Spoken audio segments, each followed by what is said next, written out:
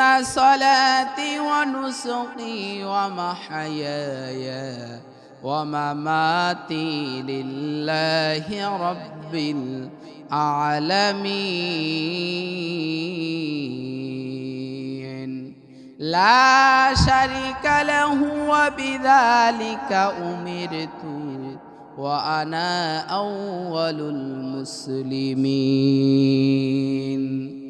আল্লাহ তাআলা রব্বুল আলামিন তার নবীকে সুন্দর করে জানায় দেন, নবীজি আপনি আপনার উম্মতদেরকে, আমার বান্দাদেরকে জানায় দেন, ঈমান লুকিয়ে রাখার জিনিস নয়, ঈমানকে প্রকাশ করতে হবে, ঈমানকে মজবুত করতে হবে, মানুষের সামনে ঈমানের কথা বলতে হবে। তারপরে আল্লাহ পাক রব্বুল আলামিন জানায় দিচ্ছেন, ইন্না সালাতি, নিশ্চয় নামাজ কেবলমাত্র পড়লে হবে না, এই নামাজ শুধু নিজে নিজে পড়লেই হবে না, খাঁটি নিয়ত থেকে আল্লাহর হুকুম পালন করতে হবে। আপনি যদি চান আমি শুধু নামাজ পড়ব, আপনি যদি চান আমি নামাজ পড়লাম হয়ে গেল, তা হবে না। আপনি নামাজ পড়লে আপনার পরিবারকে নামাজের কথা বলতে হবে, আপনার গ্রামের মানুষকে নামাজের কথা বলতে হবে, আপনার মহল্লাবাসীকে নামাজের কথা বলতে হবে। শুধু নিজে নামাজ পড়লেই হবে না, আর নামাজটা কেবলমাত্র আল্লাহর জন্য পড়তে হবে। এই নামাজটা কেবলমাত্র একমাত্র রব্বি কারিমের জন্য নামাজটা পড়তে হবে। দুনিয়ার কোনো মানুষকে দেখানো নামাজ পড়লে হবে না, দুনিয়ার লোক দেখানো নামাজ পড়লে হবে না। ইন্না সালাতি, নিশ্চয় নামাজটা কেবলমাত্র হবে কার জন্য? নামাজটা হবে কেবলমাত্র একমাত্র আল্লাহর জন্য। তারপরে আল্লাহ তাআলা বললেন, অনুসুকি, আমার কুরবানি।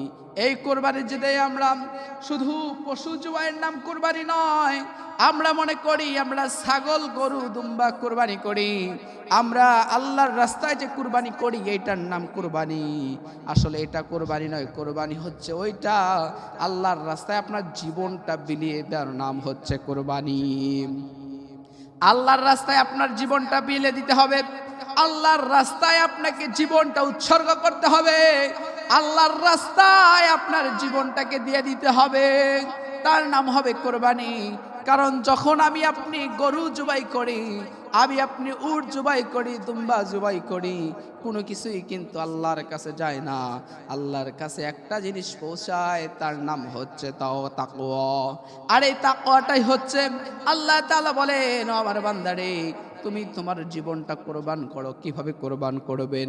কোরবান হচ্ছে এমন একটা জিনিস, আপনি যদি আল্লাহকে সকল সর্বদা সবসময় যদি সঙ্গে রাখেন, আল্লাহকে যদি ভয় করেন, আল্লাহকে যদি মেনে চলেন, আর সেটাই হচ্ছে আপনার জীবনটা আল্লাহর রাস্তায় কোরবানি করা। আল্লাহ পাক রব্বুল আলামিন তারপরে বললেন, ওমাহিয়া, আল্লাহ তাআলা রব্বুল আলামিন বলেন, তোমার যে জীবনটা আমি আল্লাহ দিলাম, তোমার এই জীবনটা আমি আল্লাহর জন্য উৎসর্গ করে দিতে হবে। তোমার যে আমি জীবনটা দিলাম বান্দা রে, তোমার এই জীবনটা আমি আল্লাহর জন্য উৎসর্গ করতে হবে। আল্লাহ পাক রব্বুল আলামিন বললেন, ওমাহিয়া, এখানে বড় একটা শিক্ষা পাওয়া যায়। আল্লাহ পাক রব্বুল আলামিন বললেন, যেমন আমরা মাঝে মাঝে পড়াশোনা করি কেবলমাত্র কার জন্য? নিজের জন্য। আমরা যখন মাঝে মাঝে চলার মধ্যে কাজ করি কার জন্য? নিজের জন্য। আমরা যখন পরিবারের সাথে দেখা করি কার জন্য? বলে নিজের জন্য। কিন্তু এই সব কিছু হতে হবে কেবলমাত্র একজনের জন্য। তিনি কে? মসজিদের ভিতরে আপনার যদি একত্র হই, যেমনভাবে আজকে মসজিদে একত্র হয়েছি কেবলমাত্র আল্লাহকে খুশি করবার জন্য, এখানে যদি বলি আমাদের আল্লাহ এক, আমরা দুনিয়ার জিন্দেগিতে আল্লাহর আইন মানি, দুনিয়ার জিন্দেগিতে আল্লাহর হুকুম পালন করি, এই দুনিয়ার জিন্দেগিতে আল্লাহর দেওয়া বিধান পালন করি, মানি আমরা। কিন্তু মসজিদ বের হয়ে গেলেন, আপনার সব কিছু উল্টা গেল।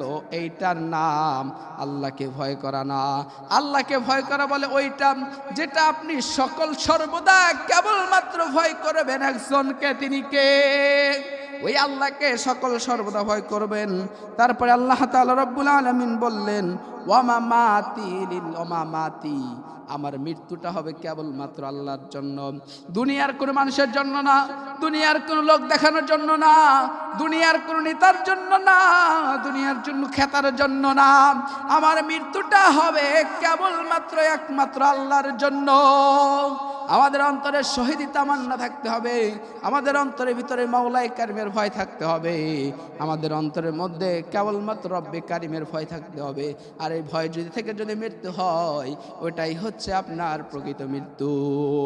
তারপর আল্লাহ তাআলা বললেন লিল্লাহি রাব্বিল আলামিন, আর এই সব কিছুর মালিক কেবল আমার আপনার রব রব্বি কারিম। এই সব কিছু করব আমি আপনি কেবলমাত্র একমাত্র আল্লাহর জন্য। বলুন তো কার জন্য? আল্লাহ পাক রব্বুল আলামিন বললেন, শুধু তাই নয়, লা শারিকা লাহুম। আল্লাহ তাআলা রব্বুল আলামিন এখানে তাওহীদের মূল কথা এসেছে, এখানে তাওহীদের মূল কথা, লা শারিকা লাহু তাওহীদের মূল কথা। আল্লাহ পাক রব্বুল আলামিন ছাড়া এই দুনিয়ার জিন্দেগিতে কেউ নাই। আমরা তাওহীদ মানে একত্ববাদ, আমরা কেবলমাত্র বিশ্বাস করি একজনকে, তিনি হলেন আল্লাহ, তিনি হলেন মাওলাই কারীম, তিনি হলেন সেই রফিকে আলা। সেই আল্লাহ ছাড়া আমরা কারো ইবাদত করি না, কারো বন্দেগী করি না। এখানে কেবলমাত্র ইবাদত না, একমাত্র করব তার জন্য, তিনি হলেন কে? আল্লাহ। আবার আল্লাহ তাআলা বলছেন ওয়াবিযালিকা উমিরতু, এটাকে শুধু আল্লাহ পাক রব্বুল আলামিন ইবাদত করতে বলেন নাই, আল্লাহ তাআলা রব্বুল আলামিন সরাসরি বললেন ওয়াবিযালিকা উমিরতু। আল্লাহ তাআলা সরাসরি তার বান্দাদেরকে হুকুম করলেন, তোমরা আমি আল্লাহর ইবাদত করো। বললে ও বান্দা, তুমি যেখানে যাও না কেন, যেখানে ইবাদত করো না কেন, যেখানে বন্দেগী করো না কেন, যেথায় চলো না কেন বান্দা, তুমি বান্দা কেবলমাত্র ইবাদত করবে আমি আল্লাহর, আমি আল্লাহ হুকুম করে দিলাম। তারপরে আল্লাহ বললেন ওয়া আনা আউয়ালুল মুসলিমিন। আল্লাহ তাআলা নবীকে জানায় দিলেন, ও নবীজি, আগে সর্বপ্রথম আপনি বাস্তবায়ন করেন, আর আপনি বাস্তবায়ন করার পর আপনি আপনার উম্মতদেরকে জানায় দেন, আপনি আমার বান্দাদেরকে জানায় দেন।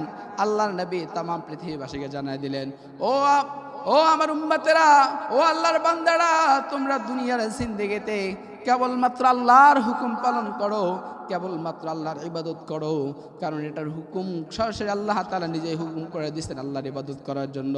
তাই তোমরা দুনিয়ার জিন্দেগিতে কোনো নাফরমানের ইবাদত করিও না।